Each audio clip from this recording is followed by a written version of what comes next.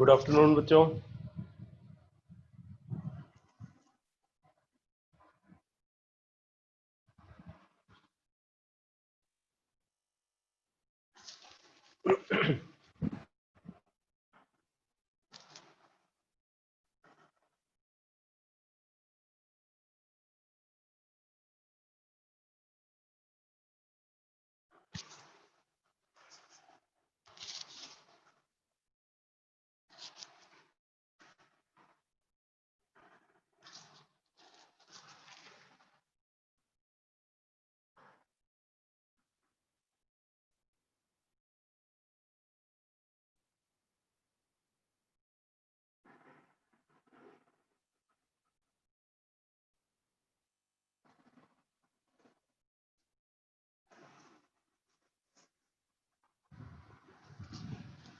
अरे ब्रेक किसको चाहिए भाई?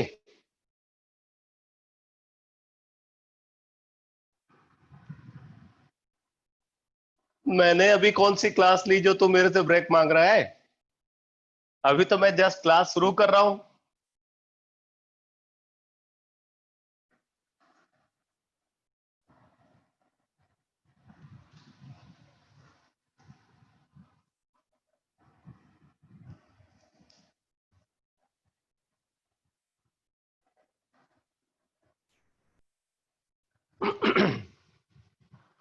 चलो कोई बात नहीं।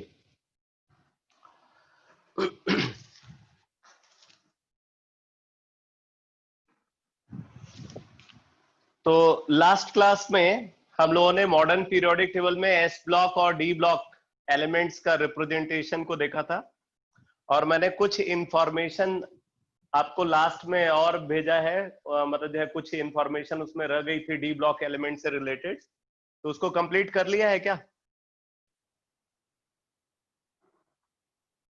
जो फोटोग्राफ मैंने भेजा था पीरियोडिक टेबल का, उसको कंप्लीट कर लिया है?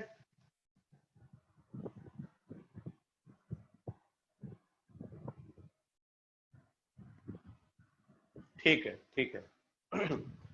तो अब मैं पहले पी ब्लॉक एलिमेंट का रिप्रेजेंटेशन आपको बताऊंगा, उसके बाद फिर एफ ब्लॉक एलिमेंट्स का रिप्रेजेंटेशन। ठीक है, तो P block then F block.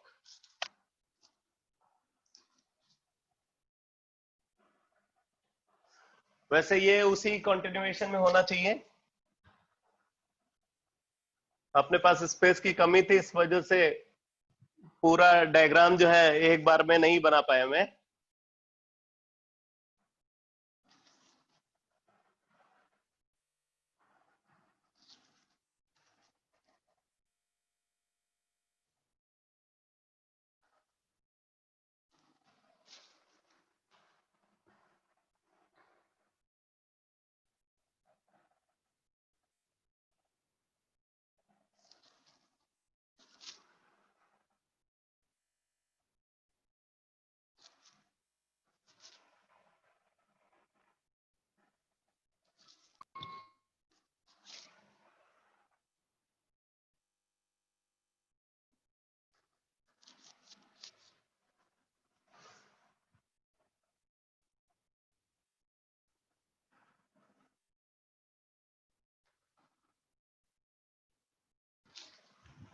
तो टोटल 6 वर्टिकल कॉलम हम यहाँ पे कंसीडर करेंगे बी ब्लॉक में, 6 वर्टिकल कॉलम।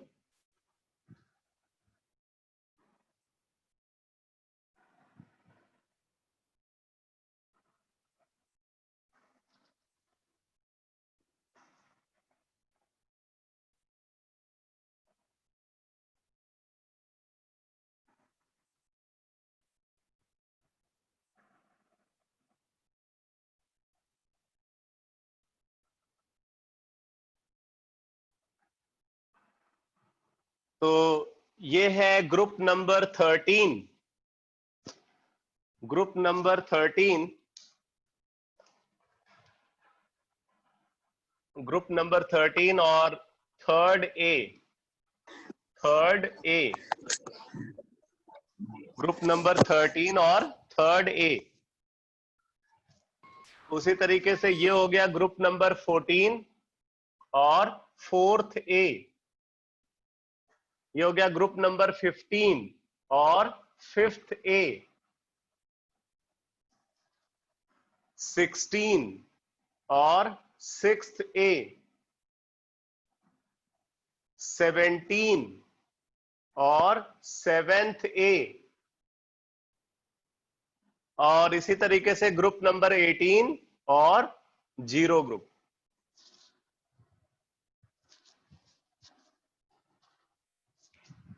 ठीक है, ग्रुप नंबर 13 और थर्ड ए, 14 और फोर्थ ए, 15 और फिफ्थ ए, 16 और सिक्स्थ ए, ये सिक्स्थ ए होना चाहिए, 17 और सेवेंथ ए एंड 18 और 0 ग्रुप। तो ये तो हो गया इनका ग्रुप नंबर। आप देखो इनका जनरल इलेक्ट्रॉनिक कॉन्फ़िगरेशन क्या है। तो जनरल इलेक्ट्रॉनिक कॉन्फ़िगरेशन अगर कंसीडर करें तो ग्रुप नंबर 13 के लिए inert gas NS2 NP1, inert gas NS2 NP1। Group number 14 के लिए inert gas NS2 NP2, inert gas NS2 NP2। Group number 15 के लिए इनर्ट गैस NS2 NP3, ऐसे ही inert gas NS2 NP4। Group number 17 के लिए inert gas NS2 NP5 and group number 18 के लिए इनर्ट गैस NS2 NP6। ये मैंने यहां पे जो कॉन्फ़िगरेशन लिखा है सिर्फ वैलेंस शेल कॉन्फ़िगरेशन लिखा है। इनका जो कोर कॉन्फ़िगरेशन है वो वेरी करता है। कोर मतलब इसके अंदर वाले जो सेल हैं उनको कोर बोलते हैं। तो कोर कॉन्फ़िगरेशन में आपको वेरिएशन देखने को मिलेगा, वो फर्दर डिस्कशन का पार्ट है, आगे देखेंगे उसको। आप देखो बेटा, टोटल 7 पीरियड्स हैं। तो 7 पीरियड्स हैं, तो ये हो गया period number 1,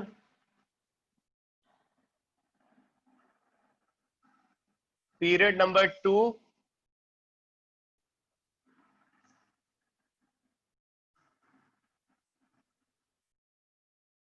period number 3, period number 4,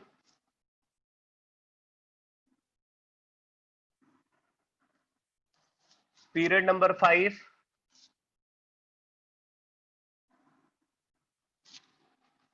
period number 6 and period number 7।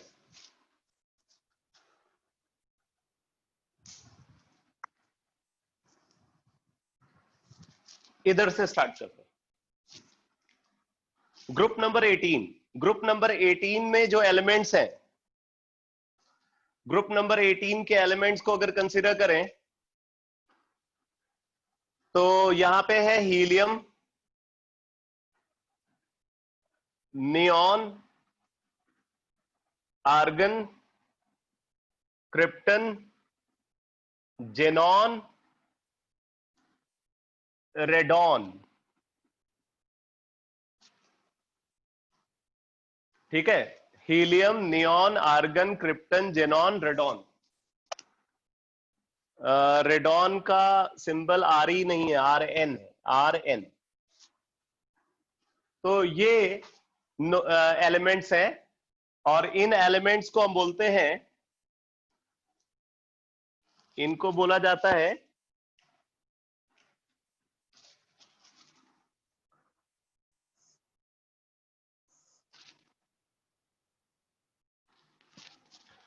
इनको बोलते हैं नोबल गैसेस, नोबल गैसेस,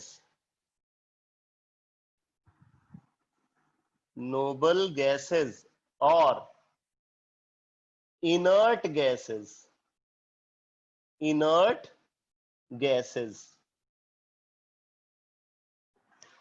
अब इसमें देखो ये जो रेडॉन है रेडॉन होता है radio active, radon radio active होता है।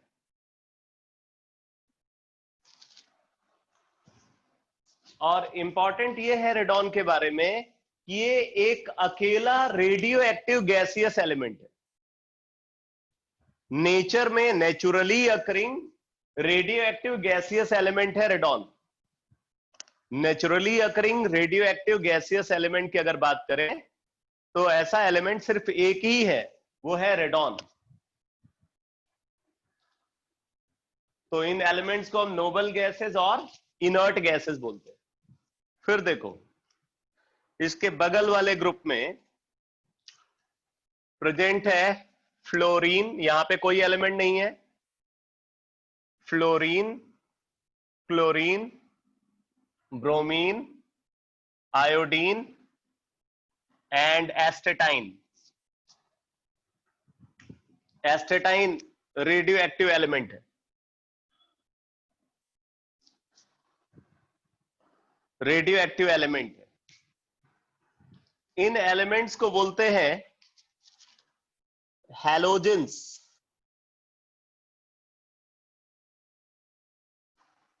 इनको बोलते हैं हम हैलोजेंस।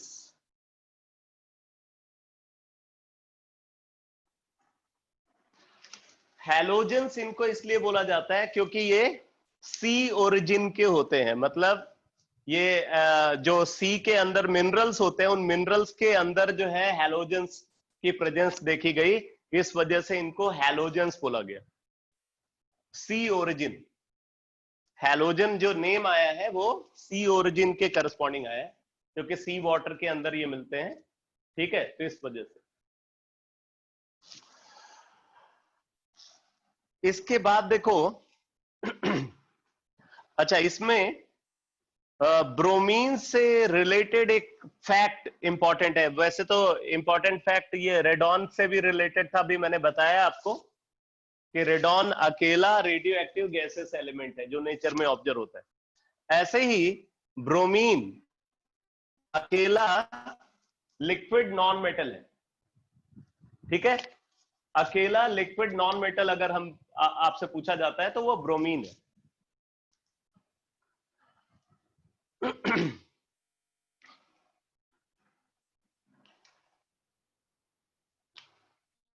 आप देखो ग्रुप 16 में आता है oxygen, sulphur, selenium, tellurium and polonium.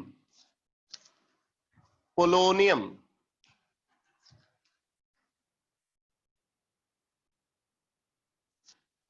ये भी रेडियो एक्टिव होता है विथ एटॉमिक नंबर 84। इसका एटॉमिक नंबर है 84। अब ये 84 एटॉमिक नंबर इसलिए आपको रिमाइंड करा रहा हूं क्योंकि एटॉमिक नंबर 84 के बाद वाले जितने भी एलिमेंट्स हैं, कोई भी स्टेबल एलिमेंट नहीं है, सारे के सारे एलिमेंट रेडियो एक्टिव है। इसलिए ये एटॉमिक नंबर इंपॉर्टेंट है। इसके आगे के सारे एलिमेंट्स आपको रेडियो एक्टिव ही मिलेंगे। और मैं फिर से रिपीट कर रहा हूं, रेडियो एक्टिव एलिमेंट उस एलिमेंट को बोला जाता है जिसका कोई भी स्टेबल आइसोटोप नहीं होता। अगर किसी एलिमेंट का एक भी स्टेबल आइसोटोप नेचर में एग्जिस्ट करता है तो वो रेडियो एक्टिव एलिमेंट नहीं बोला जाएगा।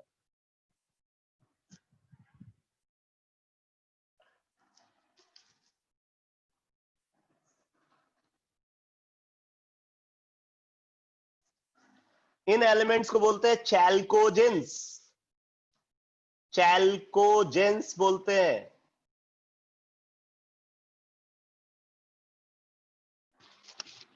चैल्कोजेंस। चैल्क, चैल्क वर्ड यूज होता है फॉर कॉपर।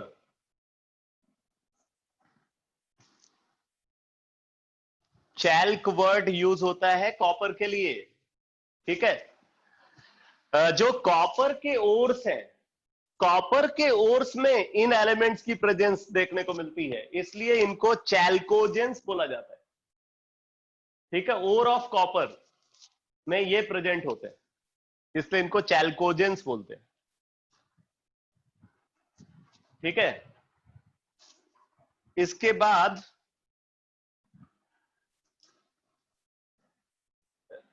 इससे पहले वाला ग्रुप है, उसमें एलिमेंट को कंसीडर करते हैं, नाइट्रोजन है, फास्फोरस है, आर्सेनिक है, एंटीमनी है एंड बिस्मथ।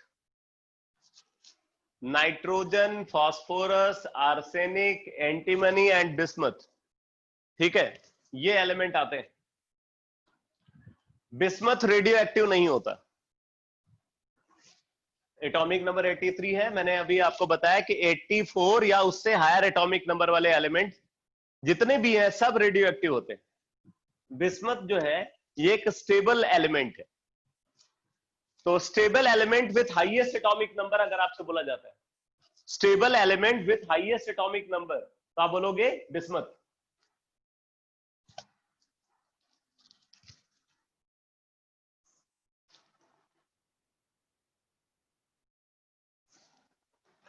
इन एलिमेंट्स को बोलते हैं निकोजेंस।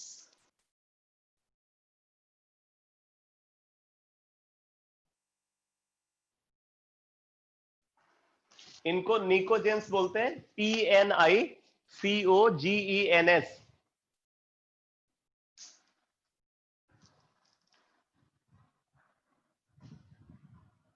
हाँ, चैल्कोजेंस का मतलब अभी बताया मैंने, चैल का मतलब होता है कॉपर। तो कॉपर के जो ओर्स होते हैं उनके अंदर ये एलिमेंट्स मिलते हैं, इसलिए इनको चैल्कोजेंस बोला जाता है। कॉपर के जो ओर्स है उसमें कॉपर ऑक्साइड है, कॉपर सल्फाइड है, उसमें सेलेनाइड और टेल्यूराइड भी मिल जाते हैं। तो नाइट्रोजन ग्रुप के जो एलिमेंट्स हैं इनको निकोजेंस बोला जाता है, ठीक है। इससे पहले वाला जो ग्रुप है, इस ग्रुप में जो एलिमेंट्स प्रेजेंट है उसमें है कार्बन, बहुत ही important element, silicon, germanium, tin and lead. Carbon, silicon, germanium, tin and lead, ये एलिमेंट्स आते हैं, ठीक है। तो इनके लिए ऐसा कोई स्पेसिफिक नेम नहीं है, तो आप इन एलिमेंट्स को बोलोगे ये कार्बन फैमिली के एलिमेंट है, कार्बन फैमिली।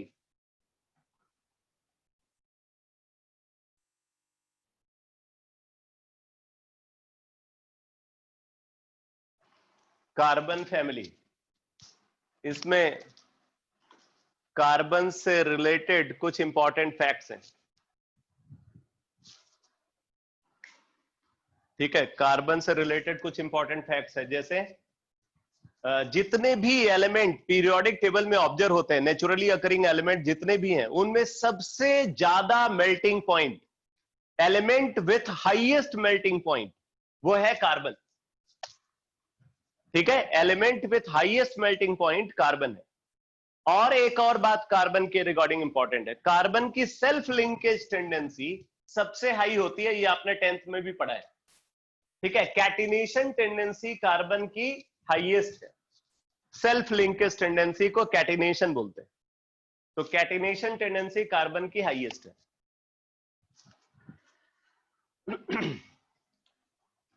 फिर इससे पहले वाला ग्रुप है, उसमें बोरॉन है, एल्युमिनियम है, गैलियम है, इंडियम है, थैलियम है। Boron, aluminium, gallium, indium and thallium, ये एलिमेंट्स आते हैं। इसमें गैलियम से रिलेटेड एक इंपॉर्टेंट फैक्ट है, gallium just above room temperature liquid होता है, जस्ट अबव रूम टेम्परेचर। इसका जो मेल्टिंग पॉइंट होता है 29.2 डिग्री सेंटीग्रेड होता है। तो रूम टेम्परेचर हम 27 डिग्री सेंटीग्रेड को बोलते हैं, 25 डिग्री सेंटीग्रेड को बोलते हैं। तो ये रूम टेम्परेचर से थोड़ा ज्यादा टेम्परेचर पे लिक्विड फॉर्म में मिलता है, ठीक है। तो ये स्पेशल फैक्ट है गैलियम से रिलेटेड। बाकी गैलियम जो है, गैलियम के रिगार्डिंग एक बात और इंपॉर्टेंट है कि अगर मरकरी के अलावा कोई लिक्विड बैरोमीटर के अंदर सबसे सुटेबल लिक्विड अगर कोई दूसरा हो सकता है तो वो गैलियम हो सकता है। ठीक है, जैसे आपको पता है कि बैरोमीटर को यूज किया जाता है एटमॉस्फेरिक प्रेशर को मेजर करने के लिए।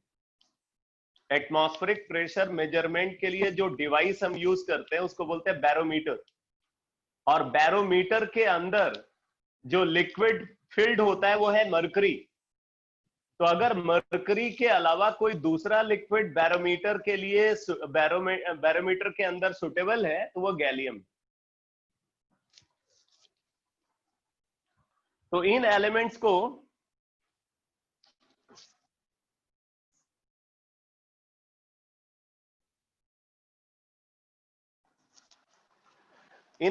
को बोलेंगे बोरॉन फैमिली। Boron family.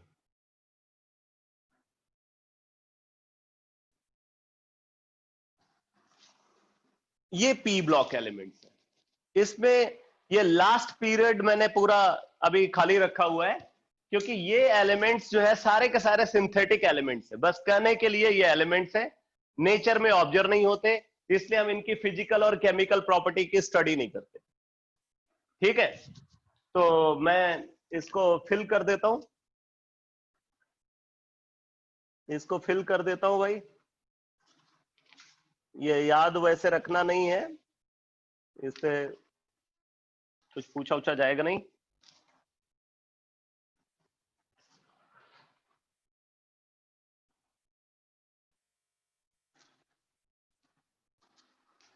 तो यहाँ पे जो एलिमेंट हम कंसीडर कर रहे हैं उसमें NH है,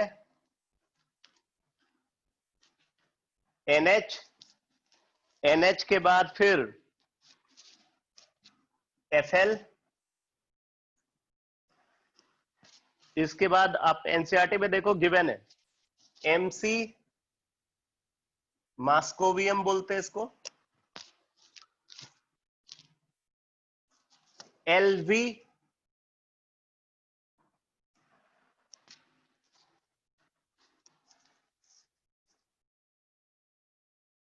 TS एंड OG। ये सारे एलिमेंट्स सिंथेटिक एलिमेंट्स हैं, सब के सब रेडियो एक्टिव है।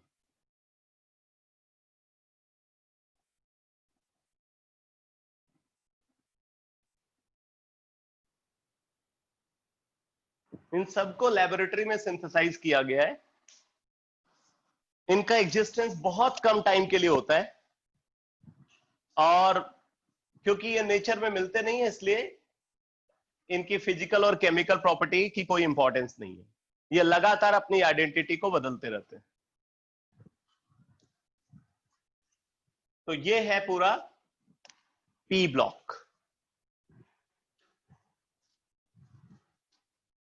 ठीक है, तो आपको यहां पे क्या पता होना चाहिए, group wise analysis. Group wise एक ग्रुप के एलिमेंट्स कौन कौन से हैं।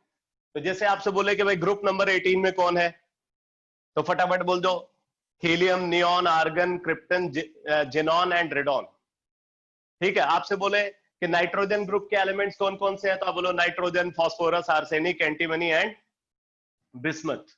बोरॉन ग्रुप के एलिमेंट, तो boron, aluminium, gallium, indium and thallium.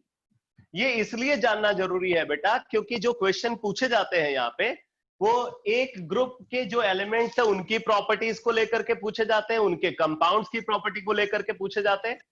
इसलिए आपको एक ग्रुप के एलिमेंट्स का पूरा जो जितने भी एलिमेंट्स है उस ग्रुप के, उनको ग्रुप वाइज आपको तैयार करना है। बाकी पीरियड वाइज अगर हम बात करें तो period wise first period, second period, third period, ठीक है, and fourth period. Fourth period में मैं बोलूंगा एटॉमिक नंबर 30 तक। तो आपको एक एक एलिमेंट का एटॉमिक नंबर और उसका अरेंजमेंट पता होना चाहिए। फर्स्ट पीरियड में दो ही एलिमेंट है, hydrogen and helium. Second period की अगर बात करें तो सेकेंड पीरियड में अगर आप देखो तो lithium, beryllium, boron, carbon, nitrogen, oxygen, fluorine and neon. फिर थर्ड पीरियड में आ जाओ, थर्ड पीरियड में कौन है, sodium, magnesium, aluminium, silicon, phosphorus, ठीक है, सल्फर, क्लोरीन एंड आर्गन। फिर फोर्थ पीरियड में आ जाओ, तो फोर्थ पीरियड में क्या हो गया, पोटेशियम, कैल्शियम, उसके बाद फिर ट्रांजिशन सीरीज शुरू हो जाती है, scandium, titanium, vanadium, chromium, manganese, iron, cobalt, निकल, कॉपर, जिंक। तो यहां तक तो आपको पूरा तैयार होना चाहिए, मतलब पीरियड वाइज आपको तैयार। ग्रुप वाइज, तो ग्रुप वाइज आपको क्या याद रखना है, जो पी ब्लॉक एलिमेंट्स है इनका group wise analysis, S block elements जो मैंने बताया था उनका ग्रुप वाइज एनालिसिस, वो आपको पूरे ग्रुप के एलिमेंट सारे पता होने चाहिए, ठीक है। ट्रांजिशन एलिमेंट में जो फर्स्ट ट्रांजिशन सीरीज है उसका पीरियड वाइज एनालिसिस आपको पता होना चाहिए। बाकी सिलेक्टेड ग्रुप्स जो हैं, जैसे जिंक ग्रुप है जिसका स्पेसिफिक नेम मैंने बता दिया, जैसे मैंने बताया था वोलेटाइल मेटल्स। वोलेटाइल मेटल्स किनको बोलते हैं, तो आप बोलोगे zinc group elements are called volatile metals. तो जिंक हो गया, कैडमियम हो गया, मरकरी हो गया। कॉपर ग्रुप के एलिमेंट्स को बोलते हैं क्वाइनेज और करेंसी मेटल्स। तो क्वाइनेज और करेंसी मेटल्स कौन कौन से हैं, तो आप बोलोगे कॉपर, सिल्वर एंड गोल्ड, ठीक है। इसी तरीके से अगर आपसे बोला जाता है कैटालिटिक मेटल्स, कैटालिटिक मेटल्स कौन से हैं, तो आप बोलोगे कैटालिटिक मेटल्स है, कैटालिटिक मेटल्स निकल, पैलेडियम एंड प्लैटिनम, निकल, पैलेडियम एंड प्लैटिनम, तो ये कैटालिटिक मेटल्स हो गए। उसी तरीके से मैंने बोला था 3 ग्रुप के एलिमेंट्स हैं, वो ट्रायड वाले, जिनको मेंडली पीरियोडिक टेबल में ट्रायड के फॉर्म में कंसीडर किया गया था। ग्रुप नंबर 8, ग्रुप नंबर 9 और ग्रुप नंबर 10 के जो 9 एलिमेंट्स हैं इनको हम नोबल मेटल्स भी बोलते हैं। नोबल मेटल्स बिकॉज इनकी रिएक्टिविटी कम होती है, तो लो रिएक्टिविटी की वजह से इनको नोबल मेटल्स बोला जाता है, ठीक है। तो इस तरीके से आपको याद रखना है। तो अब मैं एफ ब्लॉक का भी अरेंजमेंट आपको बता देता हूं और फिर उसके बाद आगे ब्लॉक वाइज एनालिसिस स्टार्ट करते हैं।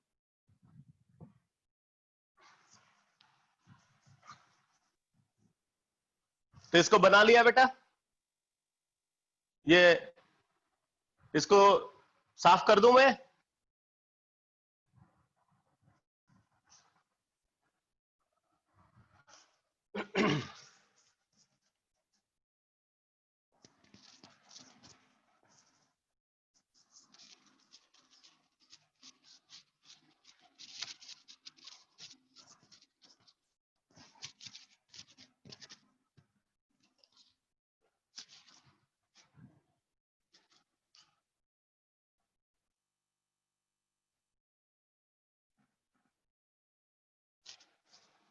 एफ ब्लॉक को नीचे रिप्रेजेंट किया जाता है, तीन जो मेन ब्लॉक हो गए, मतलब एस ब्लॉक, डी ब्लॉक और पी ब्लॉक। तो डी ब्लॉक के नीचे एफ ब्लॉक एलिमेंट को दिखाते हैं।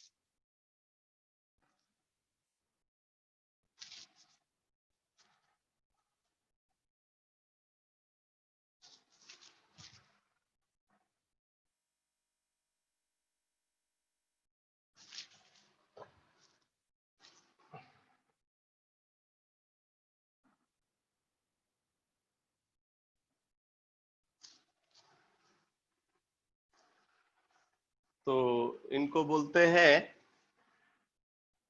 F block, F block elements, F block elements और inner transition elements, inner transition elements, inner transition elements और इनको रेयर अर्थ एलिमेंट्स भी बोलते हैं। रेयर अर्थ एलिमेंट्स, ये भी लिख लेना, rare earth elements.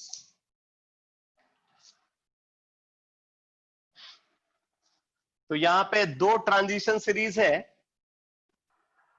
First transition series को बोलते हैं लैंथेनॉइड्स, फर्स्ट ट्रांजिशन सीरीज को बोलते हैं लैंथेनॉइड्स।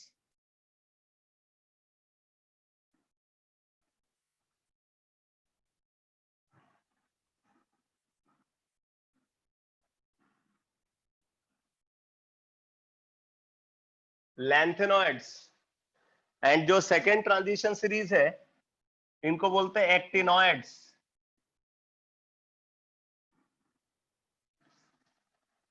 लैंथेनॉइड्स एंड एक्टिनॉइड्स, या बोल सकते हो lanthanides and actinides.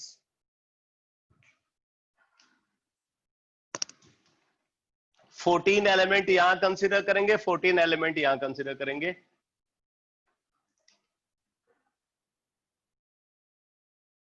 One,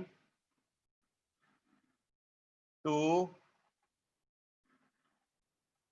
three, four, five, six, seven,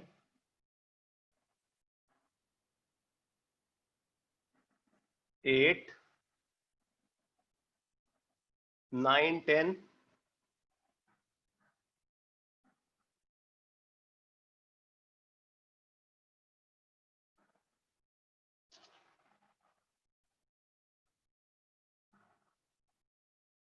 11, 12, 13 and 14।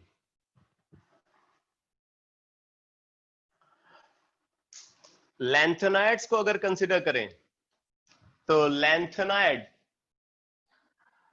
में फर्स्ट एलिमेंट हम कंसीडर करते हैं यहां पे सीरियम। सीरियम पहला एलिमेंट इस सीरीज का है सीरियम। एटॉमिक नंबर 58, इसका एटॉमिक नंबर है 58। ठीक है, सीरियम एटॉमिक नंबर 58। और इस सीरीज का जो लास्ट एलिमेंट है वो है ल्यूटीटियम। ल्यूटीटियम Lu, लास्ट एलिमेंट है ल्यूटीटियम।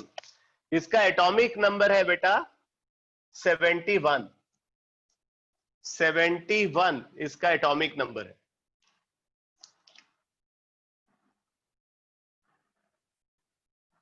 ठीक है, सीरियम फर्स्ट मेंबर है लैंथेनाइड्स का और ल्यूटीटियम लास्ट मेंबर है। इस सीरीज का एक एलिमेंट है प्रोमीथियम। Pm सिंबल है उसका। एटॉमिक नंबर होता है 61, तो 58, 59, 60, 61। यहां पे है एलिमेंट प्रोमीथियम। अब प्रोमीथियम का नाम मैं स्पेशली इसलिए ले रहा हूं क्योंकि प्रोमीथियम जो है ये अकेला ऐसा एलिमेंट है जिसका एटॉमिक नंबर लेस देन 83 है। जिसका एटॉमिक नंबर लेस देन 83 है और जो नेचर में रेडियो एक्टिव फॉर्म में मिलता है। ये रेडियो एक्टिव एलिमेंट है। मैंने बताया आपको कि 83 एटॉमिक नंबर से हायर एटॉमिक नंबर वाले सारे एलिमेंट्स रेडियो एक्टिव होते हैं, लेकिन 83 से कम एटॉमिक नंबर वाला ये अकेला रेडियो एक्टिव एलिमेंट है प्रोमीथियम, इसलिए इंपॉर्टेंट है। एटॉमिक नंबर इसका 61। ठीक है, बाकी इस सीरीज में अगर आप देखोगे जो एलिमेंट्स हैं उसमें PR प्रोसेडीमियम बोलते हैं इसको। PR कोई स्पेशल जो है मतलब कैरेक्टरिस्टिक नहीं है। उसके बाद है ND नियोडीमियम। नियोडीमियम बोलते हैं। फिर प्रोमीथियम आ गया। उसके बाद सेमेरियम। सेमेरियम इंपॉर्टेंट है क्योंकि सेमेरियम की जो हार्डनेस होती है वो स्टील जैसी होती है। ठीक है, ये स्टील जैसी हार्डनेस दिखाता है सेमेरियम। सेमेरियम के बाद यूरोपियम। यूरोपियम ठीक है, यूरोपियम के बाद फिर अगला एलिमेंट आता है गैडोलिनियम।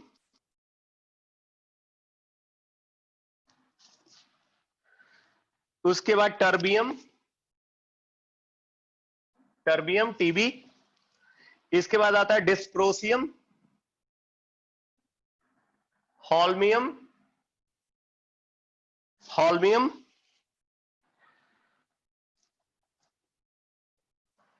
एंड उसके बाद ई आर। ई आर को क्या बोलते हैं?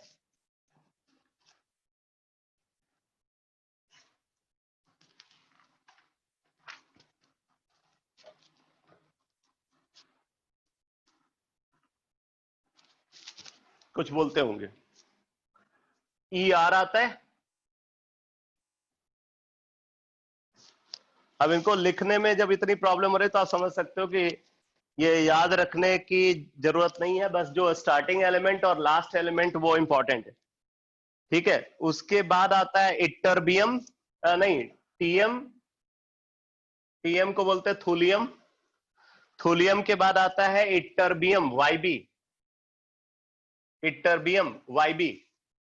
तो ये लैंथोनाइड्स है।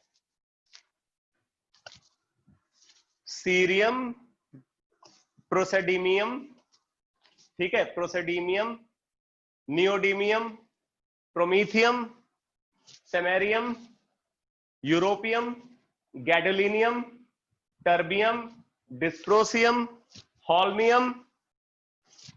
ईआर का पता नहीं, TM thulium, YB terbium and LU lutetium. तो ये एलिमेंट्स हैं। और उसके बाद फिर एक्टिनॉइड्स आ जाते हैं। एक्टिनॉइड्स, एक्टिनियम के बाद ये सीरीज स्टार्ट होती है। एक्टिनियम का एटॉमिक नंबर है 89। तो इस सीरीज का फर्स्ट मेंबर है थोरियम, थोरियम एटॉमिक नंबर 90। और ये सारे एलिमेंट्स आपको रेडियो एक्टिव मिलेंगे। ये जितने भी एलिमेंट हैं यहाँ पे सब के सब रेडियो एक्टिव एलिमेंट हैं।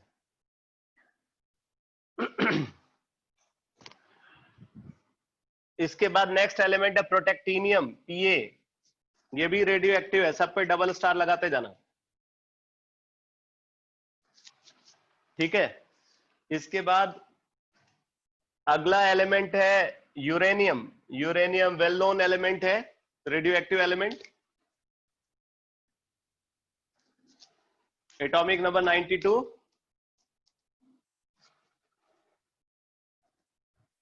यूरेनियम के आगे जो एलिमेंट्स आते हैं उनको ट्रांस यूरेनियम एलिमेंट्स बोलते हैं।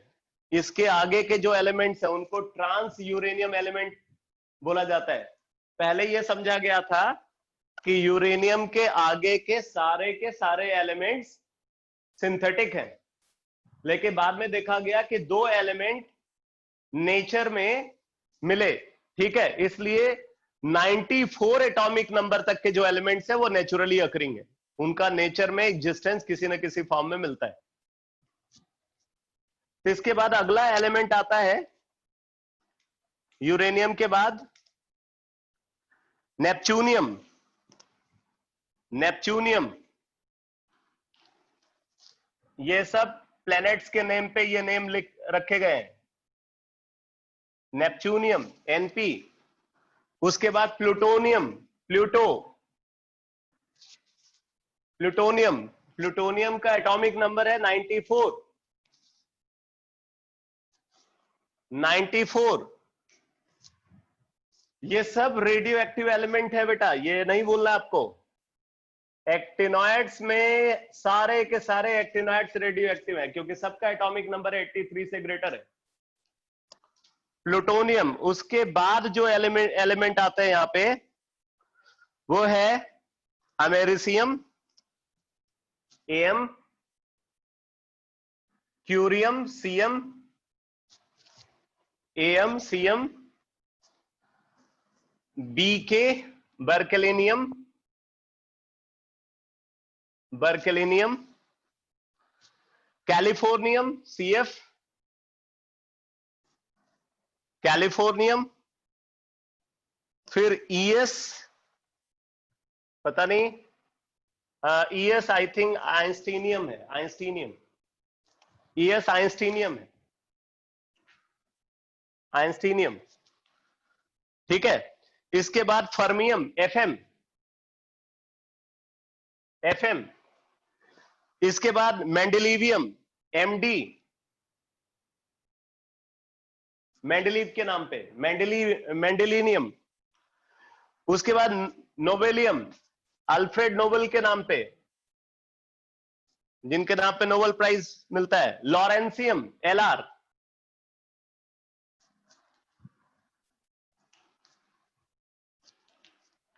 ये सब रेडियो एक्टिव एलिमेंट है।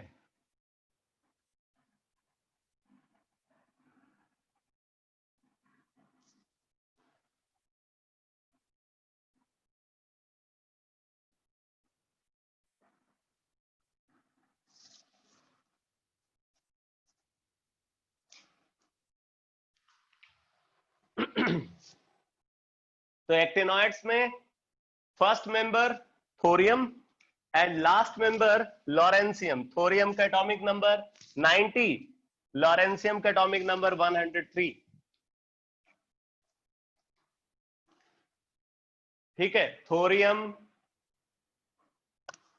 ये क्या, प्रोटेक्टिनियम, यूरेनियम, यूरेनस से यूरेनियम, नेपच्यूनियम, नेपच्यून, प्लूटो के नाम पे प्लूटोनियम, देन अमेरिसियम। ठीक है, अमेरिसियम के बाद क्यूरियम। ठीक है, क्यूरी, क्यूरी के नाम पे curium, berkelium, californium, einsteinium, fermium, mendelevium, nobelium and lawrencium.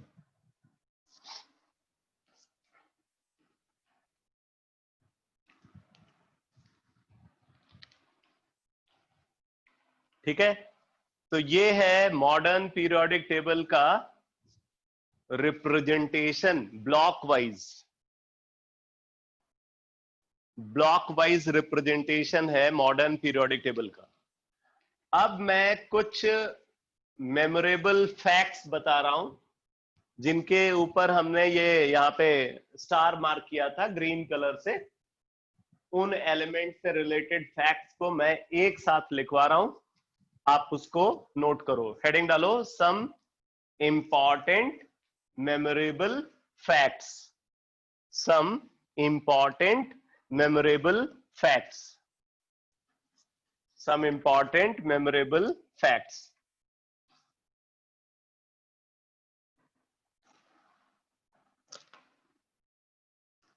Note करो। फर्स्ट पॉइंट, पॉइंट वाइज लिखते जाना है।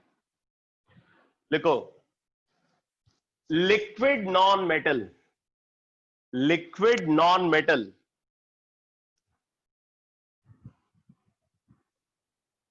कौन है? आप बोलोगे ब्रोमीन, ब्रोमीन। सेकंड पॉइंट लिखो, liquid metal, liquid metal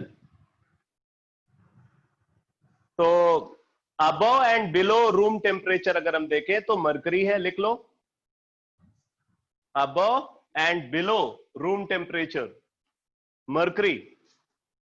mercury का मेल्टिंग पॉइंट होता है बेटा -38.87 डिग्री सेंटीग्रेड, -38.87 डिग्री सेंटीग्रेड पे ये लिक्विड बन जाता है, और इससे हायर टेम्परेचर पे ये लिक्विड बना रहेगा। तो above and below room temperature ये अकेला लिक्विड मेटल है। ठीक है, और लिखो above room temperature, just above room temperature, just above room temperature, just above room temperature। तो दो एलिमेंट हैं लिक्विड फॉर्म में, gallium and caesium, gallium and caesium, ये just above room temperature liquid form में मिलते हैं। गैलियम के बारे में तो मैंने बताया भी, 29.2 डिग्री सेंटीग्रेड होता है उसका मेल्टिंग पॉइंट, और सीजियम का उससे कम है 28.5 डिग्री सेंटीग्रेड। सीजियम का 28.5 डिग्री सेंटीग्रेड और गैलियम का 29.2 डिग्री सेंटीग्रेड। बस आपको आइडिया होना चाहिए इसलिए बता रहा हूं, पूछा नहीं जाएगा कि मेल्टिंग पॉइंट क्या होता है। ठीक है, अब इसके बाद आप लिखो naturally occurring liquid radio active element. Naturally occurring liquid radio active element. Naturally occurring liquid radio active element. तो एक ही एलिमेंट है जो नेचर में लिक्विड फॉर्म में एग्जिस्ट करता है और वो रेडियो एक्टिव है। ठीक है, और वो एलिमेंट है फ्रांसियम। Francium Fr। फ्रांसियम का जो मेल्टिंग पॉइंट है वो 27 डिग्री सेंटीग्रेड के अप्रॉक्स होता है। ठीक है, इसी तरीके से अगली इंफॉर्मेशन लिखो, gaseous radio active element. Gaseous radio active element. Gaseous radio active element. तो एक ही एलिमेंट है, वो है रेडॉन। Radon Rn। इसका बॉइलिंग पॉइंट होता है बेटा -61.8 डिग्री सेंटीग्रेड। ये इसका बॉइलिंग पॉइंट है, यानी कि -61.8 डिग्री सेंटीग्रेड से हायर टेम्परेचर पे ये गैस बन जाएगा। तो रूम टेम्परेचर पे ऑब्वियसली ये गैसेस फॉर्म में मिलेगा। नेक्स्ट इंफॉर्मेशन लिखो, transuranium elements. Transuranium elements. तो इसमें लिख लो elements with atomic number greater than 92। Elements with atomic number greater than 92।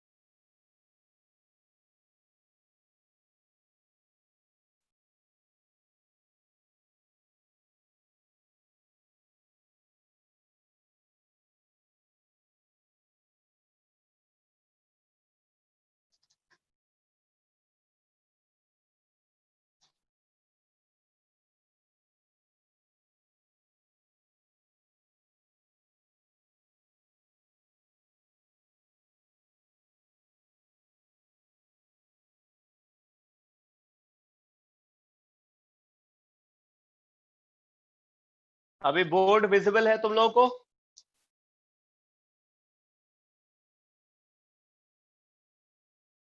सब कुछ क्लियर है?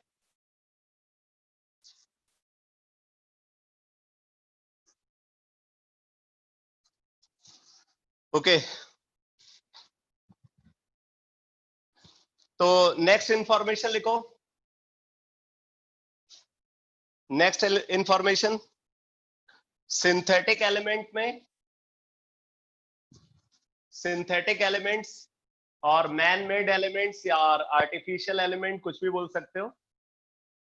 लिख लो, element with atomic number greater than 94, element with atomic number greater than 94, element with atomic number greater than 94,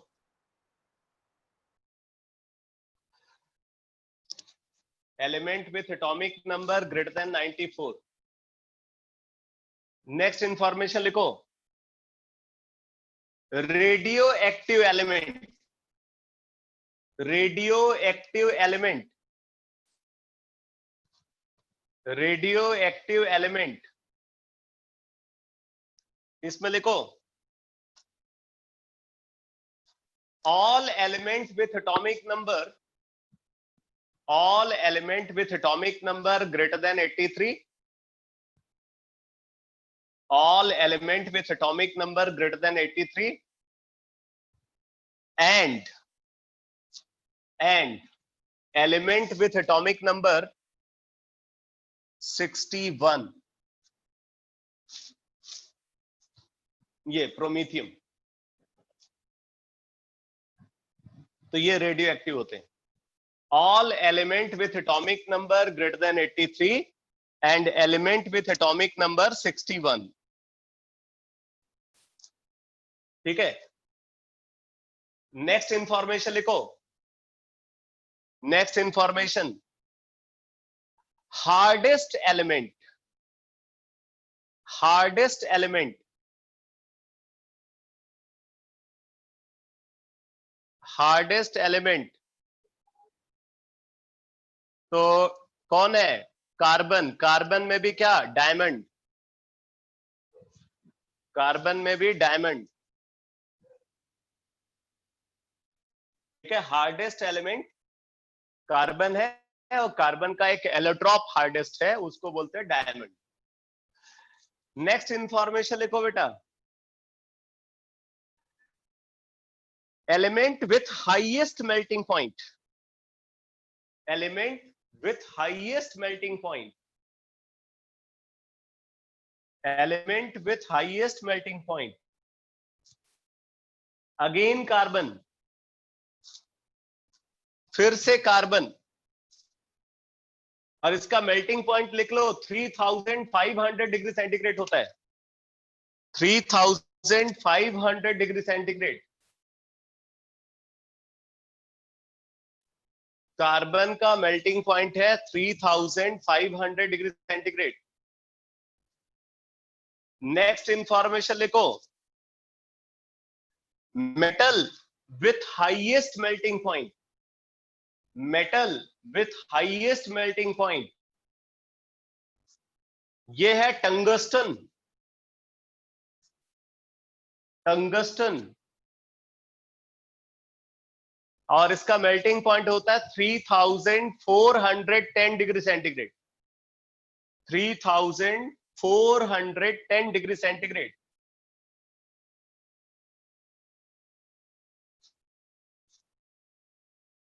next information लिखो बेटा, element with highest boiling point, element with highest boiling point, element with highest boiling point, तो बता सकते हो कौन सा element है?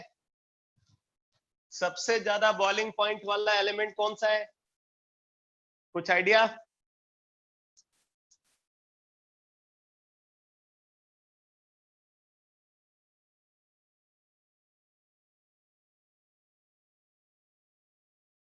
सबसे ज्यादा बॉइलिंग पॉइंट वाला एलिमेंट कौन है? तो कार्बन नहीं है, फिर इसका आंसर है टंगस्टन। लिख लो, टंगस्टन है। टंगस्टन का बॉइलिंग पॉइंट होता है बेटा 5660 डिग्री सेंटीग्रेड। 5660 डिग्री सेंटीग्रेड, ये टंगस्टन का बॉइलिंग पॉइंट है, जो कि हाईएस्ट होता है। इसमें एक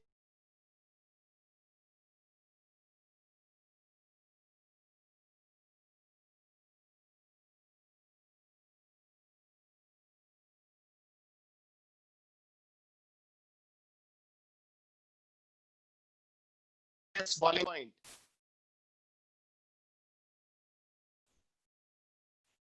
तो सेकंड हाईएस्ट बॉइलिंग पॉइंट वाला एलिमेंट है रियोनियम।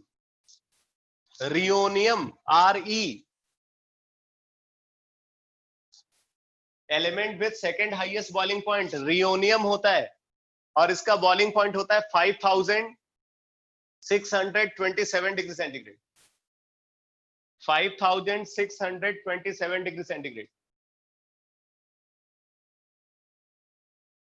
अच्छा, ये बता सकते हो सेकंड हाईएस्ट मेल्टिंग पॉइंट किसका होगा? Second highest melting point tungsten, सही आंसर है। Second highest melting point tungsten का होता है। ठीक है, नेक्स्ट इंफॉर्मेशन लिखो। Next information, most dense element. Most dense element, most dense element,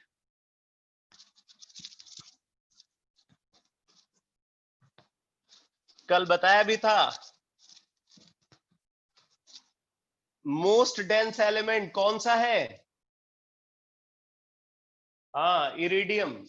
iridium, IR। और इरिडियम का डेंसिटी कितना होता है? इसकी डेंसिटी होती है बेटा 22.5 ग्राम। क्या लिख रहा हूं? 22.5 ग्राम पर सेंटीमीटर क्यूब, ये इसकी डेंसिटी होती है इरिडियम की। सेकेंड मोस्ट डेंस एलिमेंट कौन होगा? हाँ, सही है, ऑस्मियम। ऑस्मियम, और इसकी डेंसिटी होती है 22.4 ग्राम पर सेंटीमीटर क्यूब। बहुत थोड़ा डिफरेंस है दोनों की डेंसिटी में। सेकेंड मोस्ट डेंस एलिमेंट है ऑस्मियम। नेक्स्ट इंफॉर्मेशन लिखो, मोस्ट इलेक्ट्रोनेगेटिव एलिमेंट, ये तो सबको पता होगा। मोस्ट इलेक्ट्रोनेगेटिव एलिमेंट कौन है भाई? हाँ, सही है, सही है, वेरी गुड, फ्लोरीन। फ्लोरीन, और एक इलेक्ट्रोनेगेटिविटी की स्केल डिफाइंड है, उस स्केल पे इसकी इलेक्ट्रोनेगेटिविटी होती है 3.98। एक इलेक्ट्रोनेगेटिविटी स्केल डिफाइंड है, उस स्केल पे फ्लोरीन की जो इलेक्ट्रोनेगेटिविटी होती है वो 3.98 होती है, जो कि highest value. Second most electronegative element बोलो, सेकेंड मोस्ट इलेक्ट्रोनेगेटिव। कुछ लोग छोटा ऑक्सीजन लिख रहे हैं, कुछ लोग बड़ा ऑक्सीजन लिख रहे हैं, कुछ लोग क्लोरीन भी लिख रहे हैं। तो oxygen is correct answer. Oxygen, इसकी इलेक्ट्रोनेगेटिविटी उस स्केल पे होती है 3.40। जिस स्केल पे फ्लोरीन की इलेक्ट्रोनेगेटिविटी 3.98 होती है, उसी स्केल पे ऑक्सीजन की इलेक्ट्रोनेगेटिविटी 3.40 है, जो सेकंड हाईएस्ट है। ठीक है, अब आप लिखो most electropositive element. Most electropositive element, most electropositive element कौन है भाई? सीजियम बोल रहे हो? गलत बोल रहे हो। मोस्ट इलेक्ट्रोपॉजिटिव एलिमेंट फ्रांसियम है, सीजियम के नीचे वाला एलिमेंट। लेकिन प्रॉब्लम फ्रांसियम के साथ ये है कि ये रेडियो एक्टिव होता है। फ्रांसियम की जो इलेक्ट्रोनेगेटिविटी है बेटा, ये 0.70 होती है। इलेक्ट्रोनेगेटिविटी सबसे कम वैल्यू यही है, 0.7। तो फ्रांसियम की इलेक्ट्रोनेगेटिविटी 0.7 है, क्योंकि ये सबसे कम इलेक्ट्रोनेगेटिव है। इसका मतलब ये सबसे ज्यादा इलेक्ट्रोपॉजिटिव है। इलेक्ट्रोपॉजिटिविटी जो है ना, वो इलेक्ट्रोनेगेटिविटी की रिवर्स प्रॉपर्टी है। तो इसकी इलेक्ट्रोनेगेटिविटी सबसे कम और इलेक्ट्रोपॉजिटिविटी सबसे ज्यादा। तो मोस्ट इलेक्ट्रोपॉजिटिव एलिमेंट फ्रांसियम। ये 0.70 मैंने लिखा हुआ है, ये उसकी इलेक्ट्रोपॉजिटिविटी नहीं है, बल्कि ये इलेक्ट्रोनेगेटिविटी। और सेकेंड मोस्ट इलेक्ट्रोपॉजिटिव एलिमेंट बोले या most electropositive stable element, most electropositive stable element की अगर बात करें तो सीजियम है। Caesium most electropositive stable element, और इसकी इलेक्ट्रोनेगेटिविटी होती है 0.79। 0.79।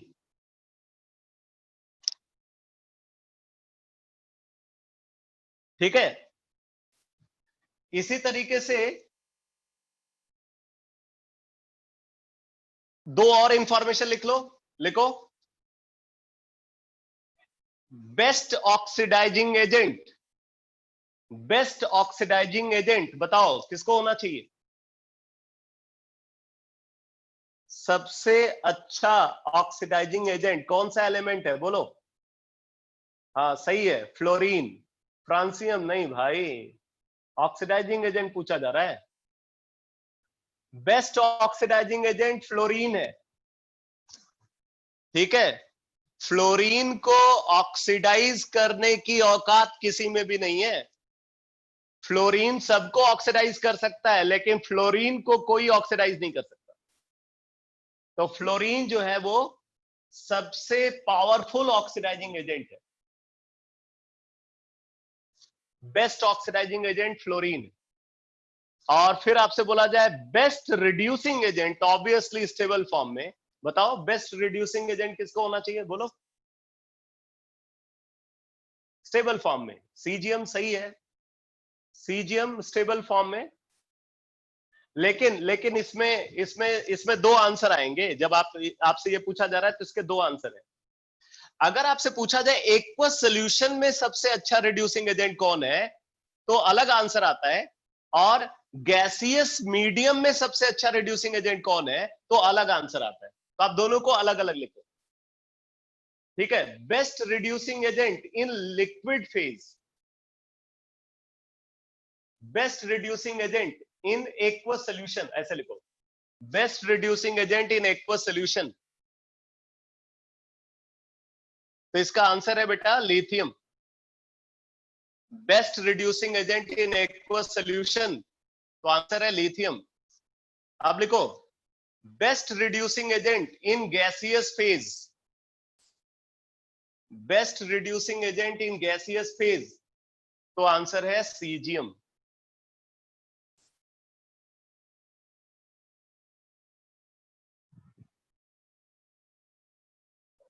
एक बार फटाफट इसको पूरा रिवाइज कर लो, इस सारी इंफॉर्मेशन को एक बार रिवाइज करो।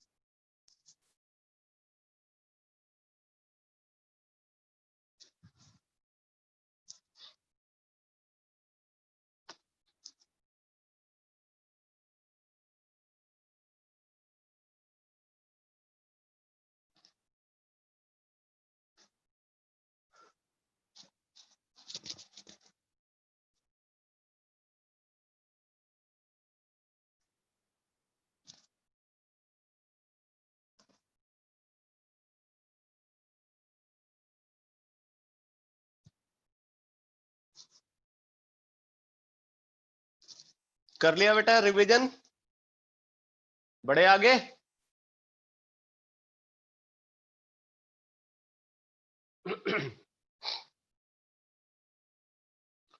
ठीक है, अब देखो यहां पे कुछ स्पेस छोड़ करके रखना, आगे भी आपको कुछ नई इंफॉर्मेशन मिलेगी तो उसको आप यहीं पे नोट कर लेना। एटलीस्ट 5-6 जो है मतलब इंफॉर्मेशन को नोट करने के लिए आप स्पेस छोड़ करके रखो। एक तो मुझे अभी याद आ गया, इसको आप नोट कर लो। लिखो elements having +8 oxidation state, elements having +8 oxidation state, elements having +8 oxidation state। तो +8 ऑक्सीडेशन स्टेट को एक्वायर करने वाले 3 एलिमेंट नेचर में ऑब्जर्व होते हैं, ऑस्मियम, रुदेनियम। ऑस्मियम और रुदेनियम दोनों आयरन ग्रुप के एलिमेंट है। Osmium, ruthenium and xenon. Osmium, ruthenium and xenon, ये 3 ऐसे एलिमेंट हैं जो +8 ऑक्सीडेशन स्टेट को एक्वायर करते हैं। अब यहाँ पे +8 ऑक्सीडेशन स्टेट इसलिए इंपॉर्टेंट हो जाता है क्योंकि ये हाईएस्ट पॉसिबल ऑक्सीडेशन स्टेट है किसी भी एलिमेंट की। तो highest possible oxidation state for any element is +8, और उस +8 ऑक्सीडेशन स्टेट को सिर्फ ये 3 एलिमेंट एक्वायर कर सकते हैं, ऑस्मियम, रुदेनियम एंड जेनॉन। एक इंफॉर्मेशन और लिखो, इसको मैंने पीछे बताया भी था, लिखो element with least atomic number, element with least atomic number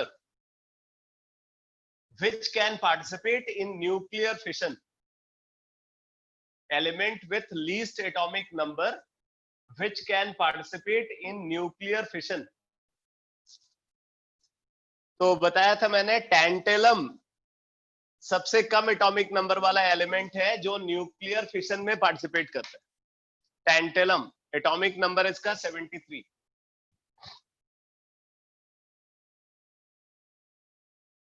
एक और इंफॉर्मेशन लिखो, लिखो stable element with highest atomic number, stable element with highest atomic number. तो आप बोलोगे bismuth, atomic number 83। Stable element with highest atomic number, तो bismuth जिसका atomic number है 83। ठीक है, तो ये कुछ इंफॉर्मेशन है, बाकी इसमें कुछ स्पेस छोड़ करके फिर उसके बाद आगे नोट करो। लिखो some facts about name of the element, some facts about name of the element।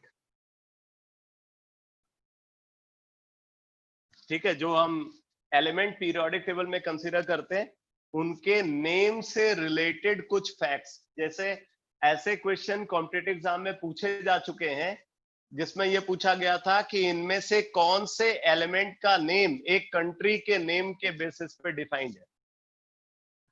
ठीक है, तो ऐसा क्वेश्चन पूछा जा चुका है। तो इसीलिए मैं आपको ये इंफॉर्मेशन बता रहा हूं। इसमें अलग अलग कैटेगरी है, लिखो। First case, on the basis of heavenly bodies या celestial bodies भी बोल सकते हो, on the basis of celestial bodies। तो इसमें फर्स्ट एग्जांपल लिखो, हीलियम। हीलियम एटॉमिक नंबर होता है 2। अब हीलियम नेम कहां से आया? हीलियम नेम आया हेलियोस, जिसका मतलब होता है सन। हेलियोस मींस सन होता है, तो हेलियोस से हीलियम नेम आया। ठीक है, फिर उसके बाद लिखो नेपच्यूनियम। नेपच्यूनियम तो अर्थ का एक प्लेनेट है नेपच्यून, उसके नेम के बेसिस पे नेपच्यूनियम नेम है। नेक्स्ट लिखो प्लूटोनियम। ये नेम आया प्लूटो के बेसिस पे, प्लूटो। फिर लिखो यूरेनियम। यूरेनियम, यूरेनस, यूरेनस के बेसिस पे, यूरेनस। इसी तरीके से लिखो मरकरी। तो जो मरकरी प्लेनेट है उसके बेसिस पे सन के सबसे पास वाला जो प्लेनेट, हाँ सन के सबसे पास वाला प्लेनेट, तो मरकरी। ठीक है, इसी तरीके से cerium name, cerium atomic number 58। ये नेम आया एक एस्टेरॉयड के नेम के बेसिस पे, जिसको सबसे पहले डिस्कवर किया गया। एक एस्टेरॉयड जिसको सबसे पहले डिस्कवर किया गया वो था सेरेस, CERES। ये फर्स्ट एस्टेरॉयड था जिसको डिस्कवर किया गया, तो उसके नेम के बेसिस पे सीरियम नेम आ गया, सेरेस। ठीक है, इसी तरीके से पैलेडियम नेम सेकेंड एस्टेरॉयड जो डिस्कवर किया गया उसके बेसिस पे आया। पैलेडियम एटॉमिक नंबर होता है इसका आई थिंक 44 है। पैलेडियम का एटॉमिक नंबर 46 एटॉमिक नंबर है। ये एक एस्टेरॉयड के नेम के बेसिस पे इसका नेम है पेलास। जो सेकंड एस्टेरॉयड को डिस्कवर किया गया उसके नेम के बेसिस पे पैलेडियम नेम आया। तो ये कुछ एलिमेंट्स के नेम हैं जिनका नेम सेलेस्टियल बॉडीज यानी कि प्लैनेट्स या एस्टेरॉयड के नेम के बेसिस पे रखा गया। ठीक है, अब इसके बाद आप नोट करो name of element on the basis of countries and continents। Name of the element on the basis of countries and continents।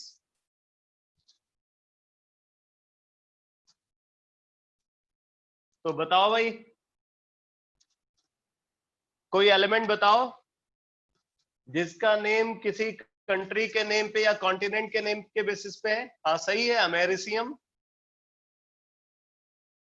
अरे कैलिफोर्नियम कौन सा कंट्री है? कैलिफोर्निया कौन सा कंट्री है? यूरोपियम है, सही है, सही है, सही है। फ्रांसियम सही है, फ्रांस के नेम के बेसिस पे। रुदेनियम जो है, रुदेनियम, रुदेनियम भी बेसिकली रसिया का जो ओल्ड नेम था वो रुदेनेसिया था। ठीक है, तो उसके बेसिस पे रुदेनियम नेम आया। तो ये भी एक कंट्री के नेम के बेसिस पे, तो आप लिख लो, फटाफट लिखो। Number 1 europium, europium, Europe. फिर americium, americium, America, continent. Francium, francium, France के नेम के बेसिस पे। गैलियम, गैलियम नेम भी फ्रांस का जो ओल्ड नेम है, गॉल बोलते हैं, फ्रांस का ओल्ड नेम है गॉल, GAUL, तो वहां से गैलियम नेम आया। तो लिख लो old name of France, gallium, GAUL, old name है फ्रांस का, उसके बेसिस पे गैलियम। जर्मेनियम, जर्मनी के नेम के बेसिस पे। Polonium, polonium, Poland, European country, ठीक है, पोलोनियम। देन रुदेनियम, रुदेनियम अभी मैंने बताया, रुदेनेशिया, ये रसिया का ओल्ड नेम है या लैटिन नेम बोल सकते हो। एंड नियोनियम, नियोनियम, NIHONIUM,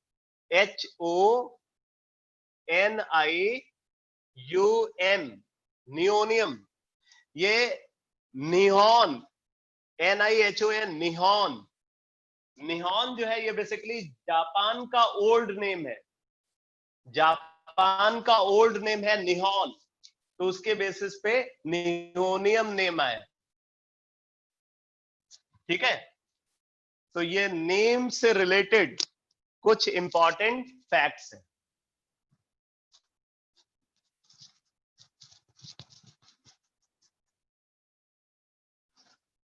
इन पे क्वेश्चन बन सकता है। अब इसके बाद आप नोट करो, लिखो analysis of modern periodic table, analysis of modern periodic table in blocks, analysis of modern periodic table in blocks. तो मैं ब्लॉक वाइज एनालिसिस यहां पे करा रहा हूं। तो सबसे पहले आप लिखो S block elements, S block elements.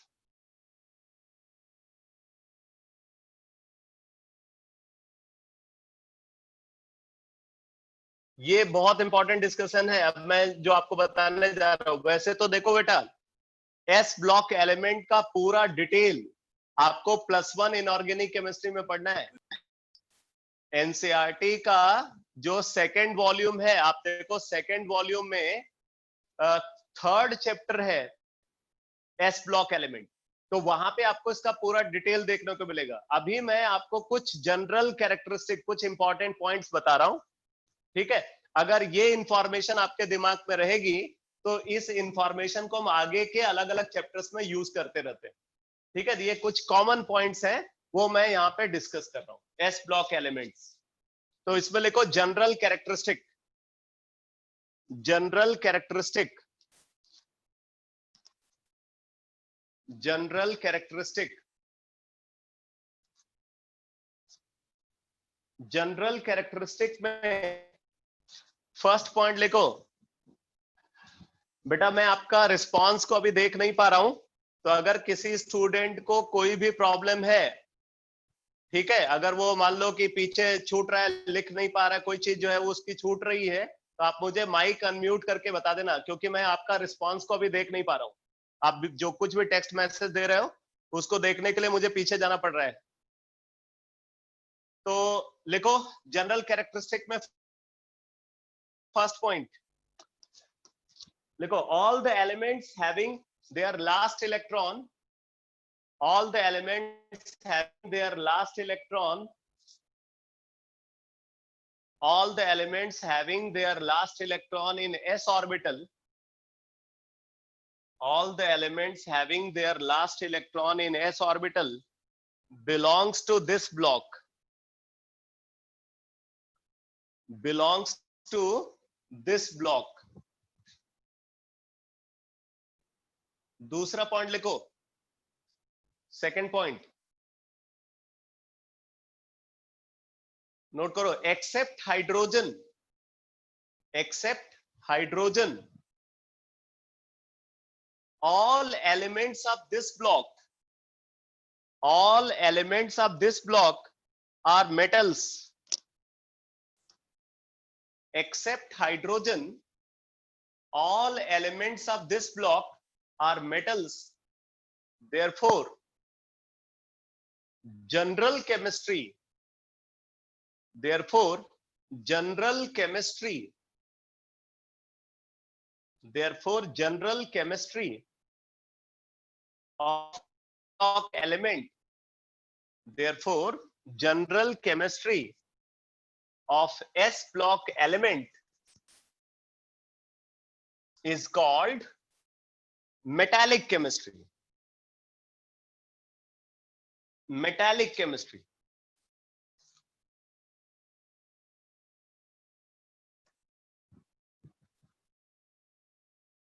अगला पॉइंट लिखो, तो बोल रहा है कि इस ब्लॉक में हाइड्रोजन को छोड़ करके जितने भी एलिमेंट्स ऑब्जर्व होते हैं वो सारे के सारे एलिमेंट्स क्या हैं? मेटल्स हैं। हाइड्रोजन मेटल नहीं है, हाइड्रोजन को छोड़ करके बाकी सारे एलिमेंट्स मेटल्स हैं, इसलिए इस ब्लॉक के एलिमेंट की जनरल केमिस्ट्री को मेटालिक केमिस्ट्री बोलते हैं। नेक्स्ट पॉइंट लिखो, their general electronic configuration, their general electronic configuration is, their general electronic configuration is, general electronic configuration is inert gas NSX. इनका जनरल इलेक्ट्रॉनिक कॉन्फ़िगरेशन है inert gas NSX, where X is equal to 1 and 2, where X is equal to 1 and 2. आगे लिखो, if X is equal to 1, इसी में if X is equal to 1, then if X is equal to 1, then elements are called, then elements are called, then elements are called, if X is equal to 1, then element, हाँ बोलो, कुछ repeat करना है। If X is equal to 1, then elements are called alkali metals.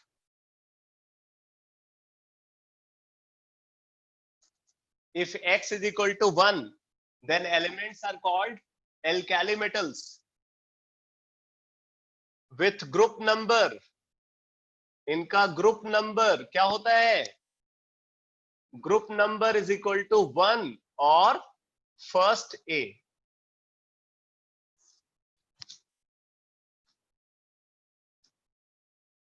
अगर X value 1 है तो element को हम क्या बोलेंगे? एल्काली मेटल्स बोलेंगे, जिनका ग्रुप नंबर 1 होगा, modern group number 1, old group number first है।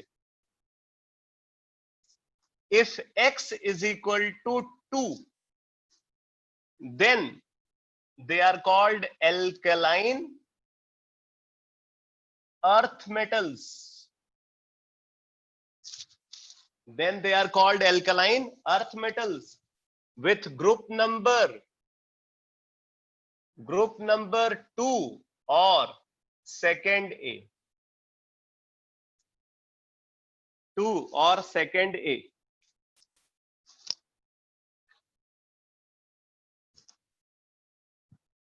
नेक्स्ट पॉइंट लिखो, नेक्स्ट पॉइंट बेटा देखो, oxidation state, oxidation state oxidation state of alkali metal, oxidation state of alkali metal is always equal to +1. Oxidation state of alkali metal is always equal to +1, whereas that of alkaline earth metal, whereas that of alkaline earth metal is equal to +2. तो alkali metal की oxidation state हमेशा कोई भी compound हो +1 होती है, और alkaline earth metal की ऑक्सीडेशन स्टेट हमेशा +2 होती है।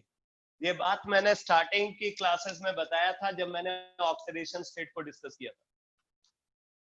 तो एल्काली मेटल्स की ऑक्सीडेशन स्टेट हमेशा +1 होगी, एल्कलाइन अर्थ मेटल्स की ऑक्सीडेशन स्टेट हमेशा +2 होगी।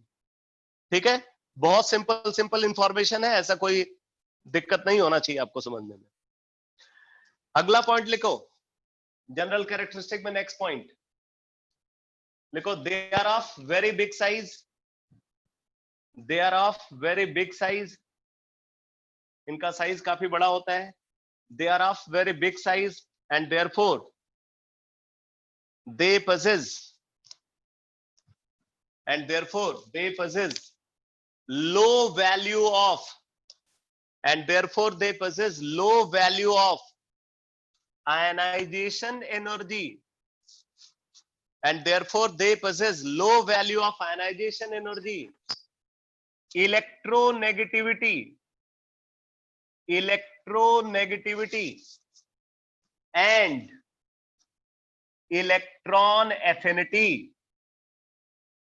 अब इसमें देखो बेटा, ये दो प्रॉपर्टीज तो आप जानते हो, आयनाइजेशन एनर्जी के बारे में आपको पता है, इलेक्ट्रोनेगेटिविटी के बारे में आपको पता है, ये इलेक्ट्रॉन एफिनिटी का क्या मतलब है? तो बोलते हैं एफिनिटी, पहले जरा इस वर्ड को समझो, एफिनिटी का मतलब होता है मींस लाइकिंग, एफिनिटी का मतलब होता है लाइकिंग और डिजायर। ठीक है, किस चीज की लाइकिंग बोल रहे हैं? इलेक्ट्रॉन की लाइकिंग। तो एक ऐसा एलिमेंट जिसकी डिजायर है इलेक्ट्रॉन गेन करने की, ठीक है, एक एलिमेंट जिसकी इलेक्ट्रॉन गेन करने की डिजायर है, ठीक है, उसको हम उसकी इलेक्ट्रॉन एफिनिटी बोलेंगे। तो कुछ एलिमेंट की इलेक्ट्रॉन गेन करने की टेंडेंसी ज्यादा होती है, कुछ एलिमेंट की इलेक्ट्रॉन गेन करने की टेंडेंसी कम होती है, तो उसके करस्पॉन्डिंग ये टर्म डिफाइंड होता है।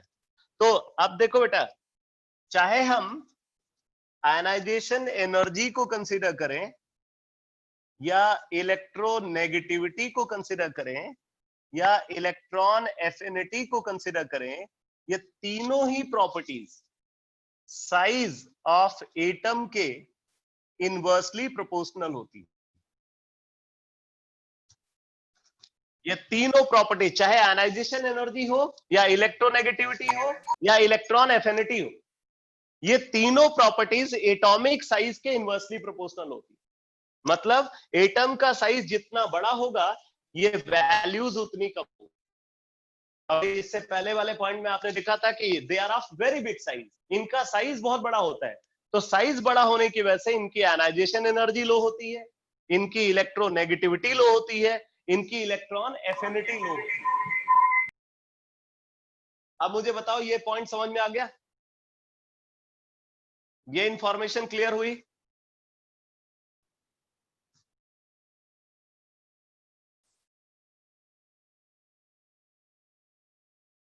ठीक है, नेक्स्ट पॉइंट लिखो,